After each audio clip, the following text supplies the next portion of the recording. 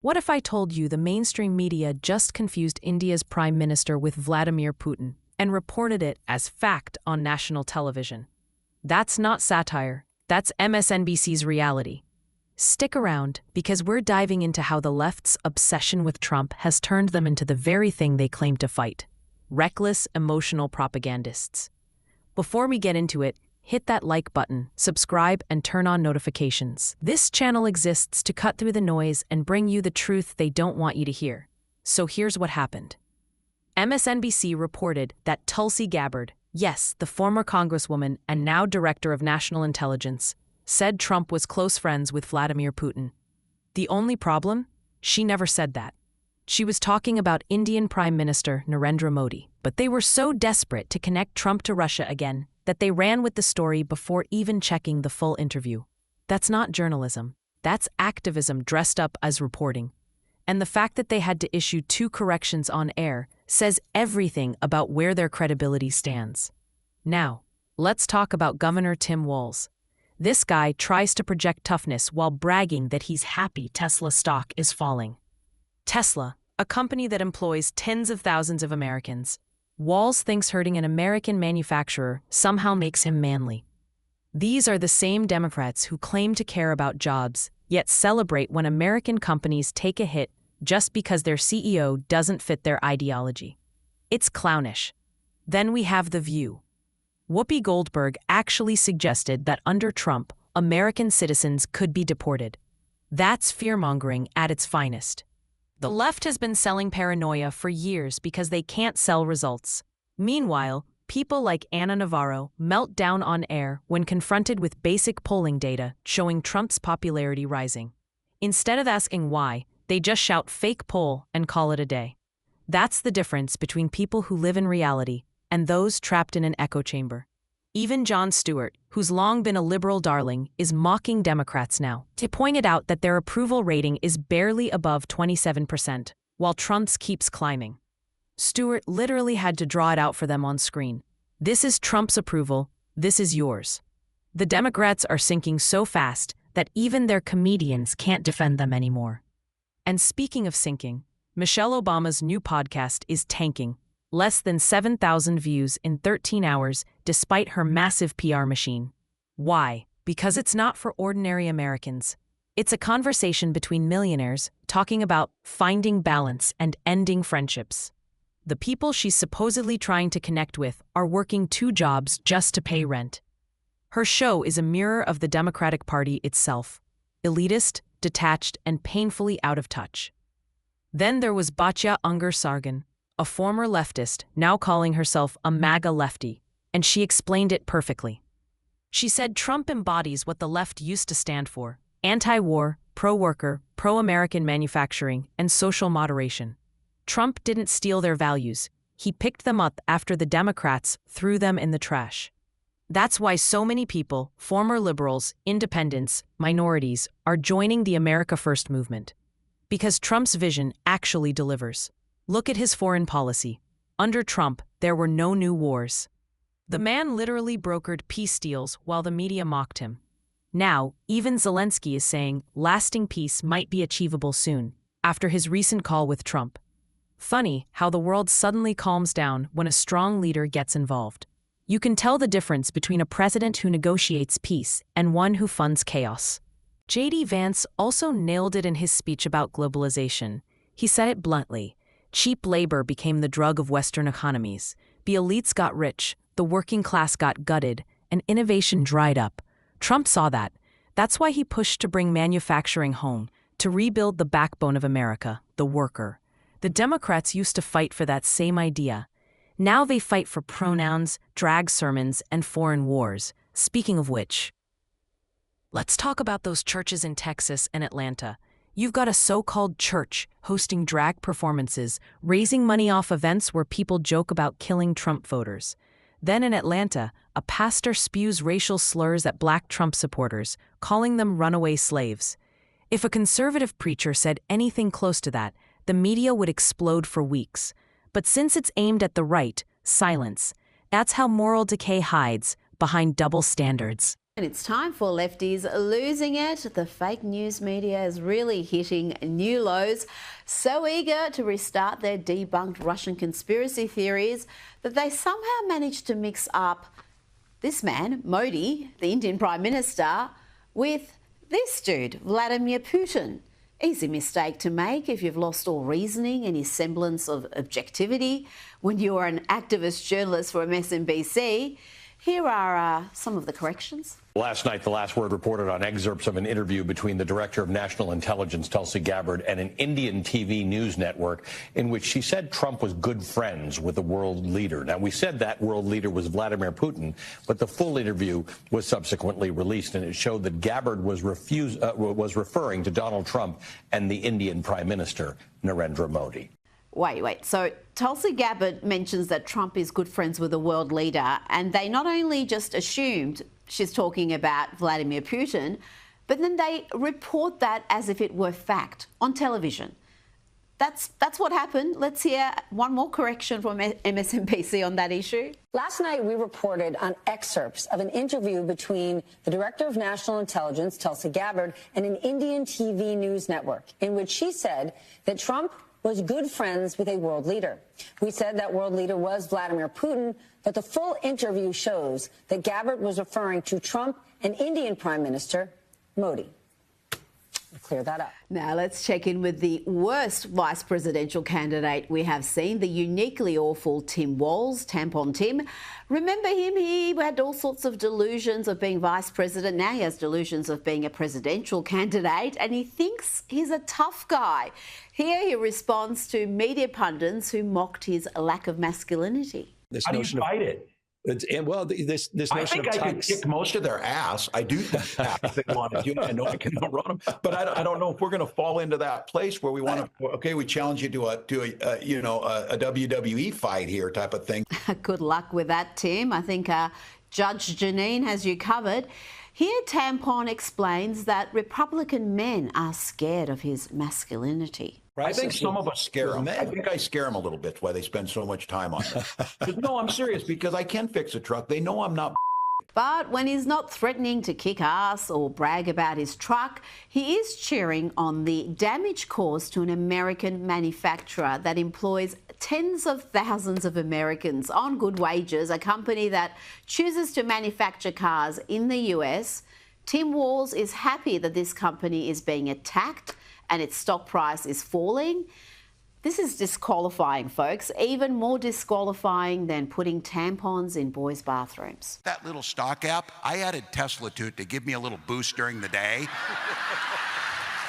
225 and dropping. So.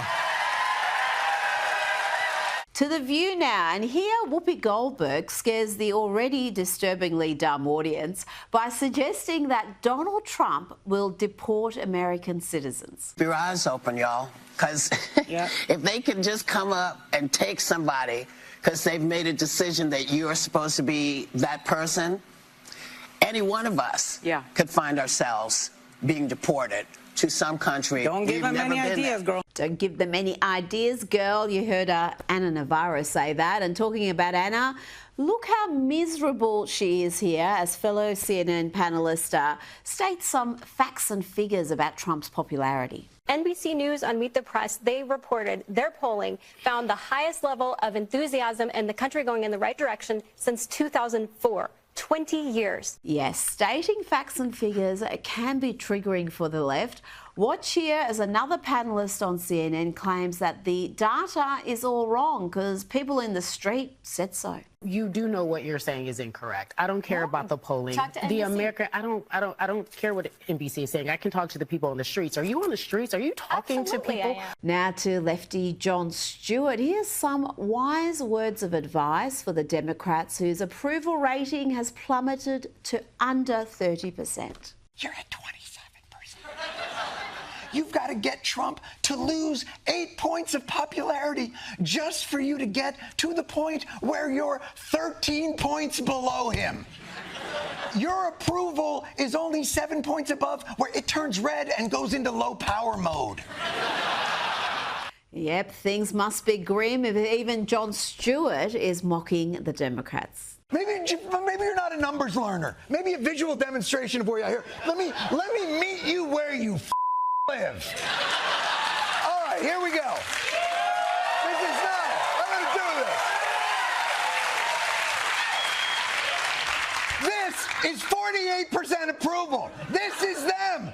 This is you. This is you. 27%. This is them. Oh, I see. They're much higher. Yes, they're much higher. Now, former First Lady Michelle Obama is often spoken about as a future presidential candidate. The Democrats are so desperate for any popular figure to take over the party, but how popular is she? Michelle Obama has launched a new advice podcast, IMO, to much fanfare. It's a podcast co-hosted with her brother, Craig Robinson. You know, speaking at leadership conferences, things you do as a coach, you realize that what we have, even in our lack of resources, you know, in our household growing up.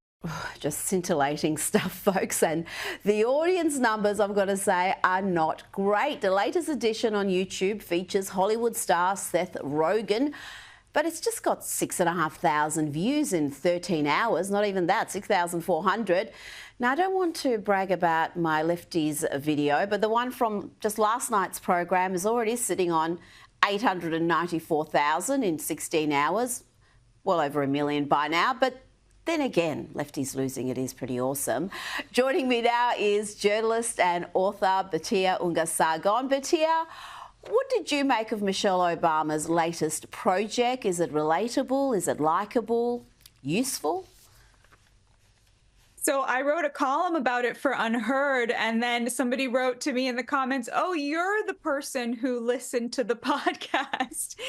You're absolutely right that it does not seem to have found an audience. And the reason for that is because the same thing that ails the Democratic Party in general ails this podcast. It's for and by rich women.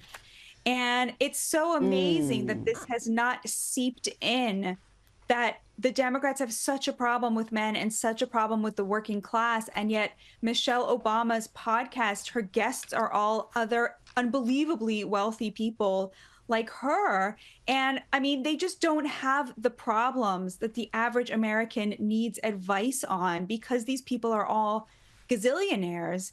And what's amazing and really offensive about this to me, Rita, is that Michelle Obama grew up working class. She grew up in a Black working class household, and we know that Black Americans struggle to make it into the middle class. Even Black men who are born wealthy, more often than not, find their way into the lower classes and end up poor. This is absolutely devastating. And Michelle Obama and her brother Craig Robinson have the answers to how to solve this problem. They grew up working class and they are both millionaires. And yet, Rita, they are gatekeeping the secrets that so many Americans are desperate to hear. And instead, they sit around with their wealthy friends and talk about things like when to end a friendship. And I find that a little bit offensive. Absolutely. And the Democrats have become, as one very astute judge said, a party for weak men and miserable women. And it does seem to be what's ruining the party right now and making it unelectable. And when it comes to Michelle Obama, do you see her as a future politician, perhaps even a presidential candidate? She's always spoken about in those terms, her popularity, her appeal to female voters. But I wonder whether all of that is wildly overstated. I think it is. First of all, reportedly, she hates politics. And so I would be very surprised if she found her way into politics on a personal level. But also, Rita, she seems very consumed by grievance culture. Her speech at the DNC this year was really shocking. I mean, it was about the myth of the persistence of racism and how hard it is to be a person of color in America. She's worth $70 million. I mean, she's sort of the proof positive that this is sort of nonsense. And I feel that that is very out of touch with where most Americans are at. And I'm not just talking about white Americans. I think Black Americans are sort of sick of this message as well, which is why you saw a lot of movement towards the GOP. 25% of Black men voted for Donald Trump, and his approval ratings right now with Black Americans are very, very high. So I think she's quite out of step with where the nation is, although the Democratic Party, again, does not seem to have realized that. Now, Batia, you were on Bill Maher's program and your clips went viral very quickly, millions and millions of views. And I've got to say, you managed to make Bill look a little bit silly on his own program. We're approaching 2 months in. I mean, you must have a feeling in your gut, look me in the eye and tell me you don't, that this is really going badly and I shouldn't have thrown my lot in with this team. Oh, no, I feel the opposite. All right. Tell me why. I'm so sorry, Bill. No, tell me why. No, I feel so proud of, I mean, I was never a Republican or a conservative. I was a leftist, and I am still a leftist. I'm just a MAGA leftist now because... That makes no sense. But tell me how you are, why you're so happy with how things are going, and explain to my audience, what is a MAGA leftist? I'm happy because I feel like Donald Trump wakes up every morning and thinks, how can I make America better? How can I keep a campaign promise that I made? How can I do exactly what I promised my supporters I was going to do? We've never, ever, ever seen efficiency like this. We've never, ever, ever seen a president who truly wants to deliver exactly what he promised to his supporters and to the country overall. Trump throughout the campaign was saying our success will be our retribution. And that's what we're experiencing right now. This is everything I hoped for and more. And I could not have believed that he would be so successful. So, you know, there was so much that I wanted to answer, Bill. I knew that I only had a few minutes. A MAGA lefty is somebody who has realized that the MAGA tent is big and that this president wants to represent all Americans.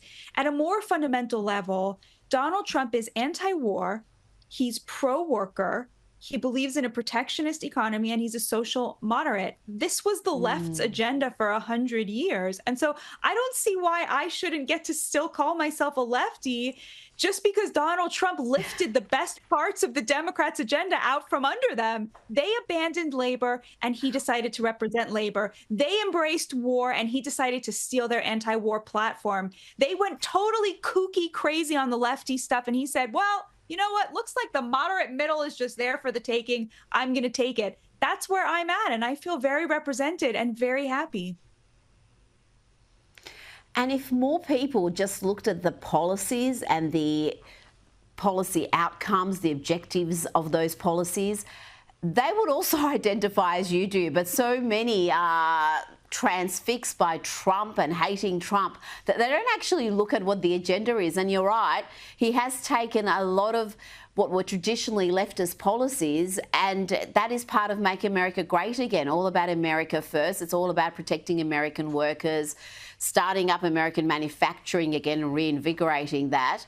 And it's got to say, how divorced from reality are these lefties, even sensible ones like Bill Maher, who think Trump voters are somehow upset by what they're seeing, and the polls are showing something entirely different to that. And even the polls that are traditionally favouring the Democrats are showing their approval rating under 30%. But yeah, I mean, this is just dire straits for the Democrats to have an approval rating in the 20s. How are they going to come back from that? It's truly amazing. If you think of this split screen, on the one hand, you have a president who is representing the working class, elevating every hardworking American. He's getting us out of wars and bringing peace. And he's bringing common sense, moderate social policy back to the table. And what do the Democrats represent? Well, they represent keeping Tren de Agua here in America. They represent opposition to deporting rapists who are not citizens. They represent opposition to deporting Hamas supporters who are not citizens. They represent supporting trans men, trans women in women's locker rooms and women's sports, and they represent protecting the fraud and abuse of our government. So, of course, their brand is in the toilet. Trump took everything that was good about them, and instead of saying, oh, wow, a president who's actually going to do leftist things, they decided to embrace everything that is just insane and crazy. And here's the thing, Rita, they turned on their own values and their own voters rather than admit that Donald Trump had a point. And this is truly unforgivable stuff. Absolutely, and they're being punished for it. Now, let's speak quickly about the Russian-Ukraine war. Earlier today, Presidents Trump and Zelensky had an hour-long phone call, and afterwards, Zelensky said he thinks lasting peace is achievable this year, and he was full of praise for President Donald Trump. What a difference a couple of weeks makes, Batia. Tell me about how that is being perceived in the US. I think people feel relieved. President Trump had to speak harshly to Zelensky when he was in the Oval Office. Most Americans approved of what they saw there. We want this war to end. We're finished, supporting foreign wars that have nothing to do with us. We hate the bloodshed. And I think a lot of us feel that we hate that our support was a big function of prolonging this bloodshed. I think President Trump feels that this is a proxy war in which the two superpowers do not want to be at war anymore. And he's desperate to bring this to a close.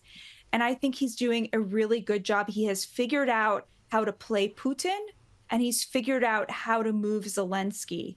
And so I think that hopefully, please God, we will see movement very, very soon. I think he is very good at manipulating both Putin and our European allies. I think, we've seen European allies coming into the Oval Office and being very deferential. And as an American, you just love to see it.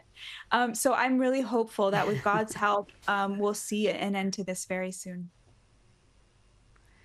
And he's been very good in getting the Europeans to spend more on their own defence and to start doing some of the heavy lifting, which has been another objective.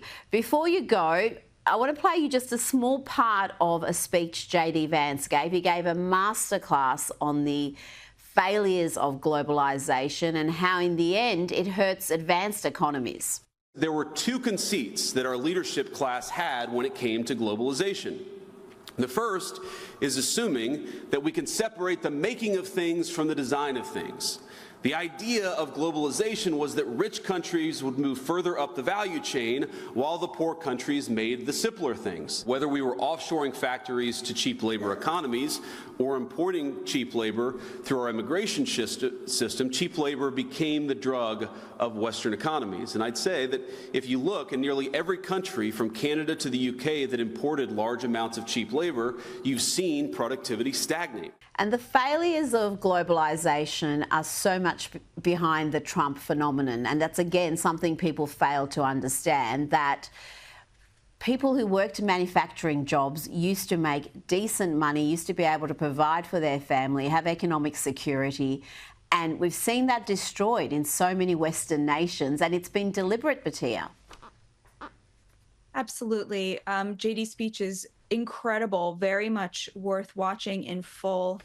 He really makes a compelling argument there that the cost that we paid for shipping all of these good jobs overseas and then importing a serf caste in here to do the jobs that remained, working class jobs that remained, that the cost to that was not just the dispossession of the American working class, it was also a cost in terms of innovation and in terms of productivity, in terms of what Americans would have innovated if they were still doing these jobs. And that is truly, truly criminal. The disinheritance of America's working class while the elites got rich off of cheap labor. It is the root of the Trump phenomenon. For working class people, immigration and the economy are two sides of the same coin. And this is something that's very hard for elites to understand. And JD laid it out beautifully.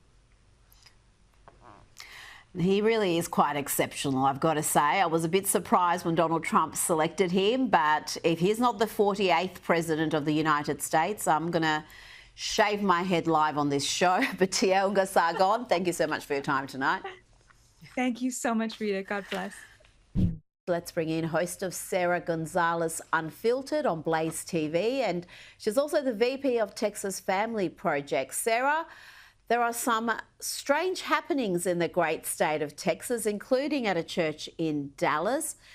I'm going to play these clips. I've played them before. This one is of a drag queen joking about sacrificing Trump voters. By the way, if any of y'all voted for Trump, please don't tell us. No, don't tell us. Or do, and do y'all sacrifice? Do y'all do that? That's the Cathedral of Hope in Dallas, a United Church of Christ congregation. And Sarah, it's not just drag queens giving sermons, drag kings are preaching also. Performing gender as a daily task, I would argue, is a learned cultural trait to which we have all been exposed. As understandings of drag have changed throughout history, perhaps drag today could be defined as that which threatens the already fragile and arbitrarily constructed framework for gender performance that is necessary to maintain power dynamics. Sarah, what is going on in Texas? Right now, I'm pretty happy to have been born in Arkansas. Yeah, I bet you are, Rita. I appreciate you having me on. Yeah, what's going on in Texas is just absolutely reprehensible. Through our work with Texas Family Project, we actually uncovered this particular event over at Cathedral of Hope in Dallas, Texas, where, get this, they had that drag king that you showed give this sermon, which really, I don't recall any scripture being uttered during the sermon. It was solely about sexual and gender identity, which I'm like, I don't remember seeing this in the Bible anywhere. But on top of that, what you played was the after party, which was held at a gay bar down the street, where they had a fundraiser for the church. So the church was raising money off of these drag queens performing and making sick jokes about wanting to kill Trump supporters. It's just very, very, I would say, Rita, the opposite of what Christians are supposed to be. And yet it is happening. This is the largest LGBTQ church in the world, they say, here in Dallas, Texas. I wouldn't have thought that would be happening in Texas. Let's go to church now in Atlanta and listen to this preacher, Jamal Bryant. He's from an Atlanta mega church, massive congregation, and is indulging in some shamelessly racist abuse. I mean, this is just gross. I feel bad for them in the White House who are in there tap dancing for massa, wearing bow ties, shinning and grinding, laughing like nothing is funny. But I ain't afraid of the spooks that sat at the door. These runaway slaves hiding in the White House gonna throw my picture up thinking that I'm gonna be afraid. He is mocking their Trump supporters who happen to be people of colour, happen to be black, and using the most disgusting racial put-downs imaginable. How does he get away with this? If any white preacher made a comment like that, I mean, there would be front-page news. Yeah, you're right, Rita. And I mean, on top of that, you want to talk about, he mentioned runaway slaves. Well, I don't know what runaway slaves he's referring to. Perhaps he's referring to the runaway slaves who are leaving the Democrat plantation in droves, because that's what we're seeing with blacks, with people of color, with, Hispanics. We are seeing these people because they're so tired of this divisive rhetoric. They're so tired of identity politics here in the state. That is why back in November, I'm sure everyone recalls, we had a mandate in this country. Overwhelmingly, we voted, record numbers of minorities voted for President Trump's agenda and vision. And it didn't include this divisive rhetoric that we hear from the Democrats. So they're getting away with it for now. You see this pastor, this preacher, who I believe has sort of a questionable history in and of itself, but they're getting away with it for now, Rita, but they are getting away with it less and less as time goes on. People are tired of it. They're done. Well, if you watch The Real Housewives of Potomac, you will know all about Jamal Bryant. His ex was Giselle, and you hear about all the affairs, all the love children. So, yeah, I don't know how he's a man of God, but here we are. Now, let's talk about The View. Chuck Schumer was on The View, and I don't know if these Democrats get extra stupid when they appear on that show, but I was shocked to hear him mock Americans who want to see a cut in red tape, Americans who want to see their taxes cut. You know what their attitude is? I made my money all by myself. How dare your government take my money from me? I don't want to pay taxes. Or I built my company with my bare hands. Sarah, that's not a winning message, is it? I mean, how lost are the Democrats? They're completely and utterly lost. And on top of that, it's not just Chuck Schumer. You have numerous lawmakers in the Democrat Party who are coming out, and their message, their strategy, they think they're doubling down on the dumb rhetoric that lost them the election. They think that if they just go out and complain to Americans that we might pay less in taxes, that that's somehow going to get Democrats back on board. But the reality of the situation is that the majority of Americans are very excited about what's happening with Doge. Who can look an American taxpayer in the eye, knowing how much we are taxed to death and knowing that our ancestors fought a war for far less? Who can look an American taxpayer in the eye and say, actually, we hate it that Doge is rooting out waste, fraud, corruption. We want you guys to pay more in taxes. And you'll notice there, Rita, he also said your government. He didn't say our government. This is our government. These people work for us. And they seem to forget that over there in the Democrat Party, even though they were just reminded in November with the shellacking that they got. It's just really reprehensible what they're saying. And yet, despite that unhinged position, he's not left enough for many Democrats. There's calls to have him removed because he's not ideological enough, he's not left enough, he's not combative enough. I mean, are the Democrats in danger of becoming completely radicalised by the squad types, by the AOCs and Rashida Tlaib's types who are just going to see the party veer even further left? Yes, and we've seen the writing on the wall for several years now. And I mean, case in point, look who they just ran for president of the United States after Joe Biden dropped out. They had an opportunity to run someone who not only maybe had some sort of a moderate position on things, but also could coherently speak. And they chose to do neither of those things and run radical Kamala Harris. You look at the way that they're plastering Jasmine Crockett on television as often as they are. And I say to them, please keep plastering Jasmine Crockett's face all over mainstream media at any time of day or night. The best thing that could ever happen to the Republican Party is for them to continue parading these yahoos around, spreading a terrible message that will not resonate with most Americans, because now they have to deal with the fact that they have created these little radicals. They've created the squad. They've created the radicals that follow them. They've made all of these, this subsector of Americans just completely radicalized over the climate, completely radicalized over Donald Trump and more. And they've made their bed, and now they get to lie in it. And we'll see how that works out for them. Well, I heard Don Lemon argue this week that AOC was the next leader of the Democrats. He was advocating for that position. So if that's where they are, good luck to them, because it's going to be an electoral bloodbath come 2028. Yeah. Now, I played footage just earlier of another apology correction on MSNBC. They managed to mix up Modi with Putin. They're so eager to spread propaganda about Trump and Russia that they got the Indian Prime Minister mixed up with Vladimir Putin. How is the US media coping during Donald Trump's second term? They didn't do too well in the first term. They were just in hysteria mode for 4 solid years. Are they a little bit more balanced now, a little bit more restrained? You know, it's funny because you sort of see two different ways of handling it happening here in the media. You see the CNN route, which is the guys at the top have decided, okay, maybe we need to redirect, maybe we need to course correct. You also see that with the Washington Post. You have Jeff Bezos, who is saying, oh, hold on, now we need to hire some conservative writers. Now, the problem with that is that I think that these people are too far gone. They've already lost the credibility. People are not going to all of a sudden trust the Washington Post or CNN again. But then you have the MSNBCs of the world who don't seem to be course correcting at all. I mean, you have Rachel Maddow, MSNBC host here, who was complaining about Joy Reid, who got her show canceled and Rachel Maddow actually said to the entire country that Joy Reid was fired because she was Black. She was a Black woman.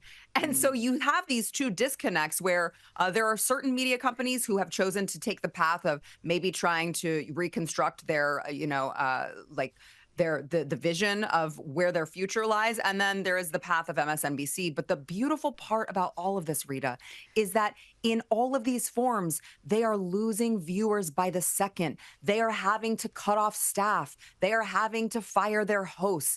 And you know what? I've got to say, it could not happen to a more deserving group of people. These are people who have lied to the American public for decades on purpose, either by omission or straight to Americans' faces. They lied about the Russia dossier. They lied about so much of Donald Trump's first presidency. They covered for Joe Biden during his presidency when he was half dead. We had a Weekend at Bernie's dead president, and they covered for him. And now all of a sudden they want to come out and write books, tell-all books about how Joe Biden wasn't competent when he was in the White House. These people are a scourge on America, and I am so glad that the chickens are finally coming home to roost when it comes to American journalists, and I use that very loosely in air quotes because I don't think they are anything of the sort. You are 100% correct, particularly when I saw Jake Tapper, of all people, putting out a book about the cover-up during Biden's presidency. He was complicit in that cover-up. He would attack those who suggested that the president had some form of cognitive decline. There's just so many instances of him behaving in that manner on camera, and then to try to memory hole that with this book. Outrageous antics. But Sarah Gonzalez, we're used to that from the left. That's why we talk about it. Thank you so much for your time tonight. Really appreciate it. Thank you.